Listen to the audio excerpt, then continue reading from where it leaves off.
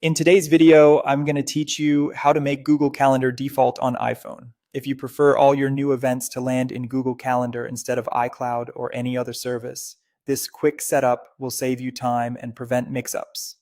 We'll use the built-in Settings app so that Apple's Calendar app knows to default to your Google account every time you create something new. Start by opening the Settings app on your iPhone. It's the gray gear icon on your home screen.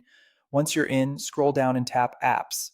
Depending on your iOS version, you might see Calendar listed directly on the main settings screen. If so, just tap Calendar there. Next, scroll through the list and tap Calendar. This opens all the preferences for Apple's Calendar app. Now tap Calendar Accounts.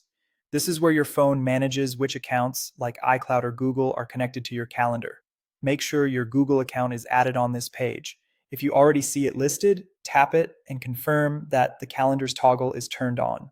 That switch controls whether your Google Calendars sync to the device, and it needs to be enabled for Google to be available as a default.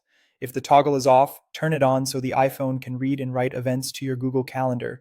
Now go back to the main calendar settings page, scroll down and tap Default Calendar. This determines which calendar is chosen automatically when you create a new event in the Calendar app. From the list, select your Gmail or Google Calendar account.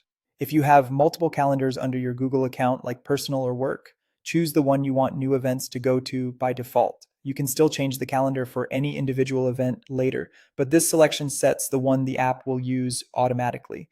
Once this is set, any new events you create in the Calendar app will be saved to your Google Calendar instead of iCloud or other calendars. This doesn't move your existing events. It simply tells your iPhone where to save new ones going forward. If you ever need to switch back, return to the same default calendar screen and choose a different one. That's all you need to do. Keeping your default set to Google helps keep your schedule in sync across devices where you use your Google account, like Android phones or the web. If you found this tutorial helpful, don't forget to like the video and subscribe to the channel for more Google Calendar tips and tutorials.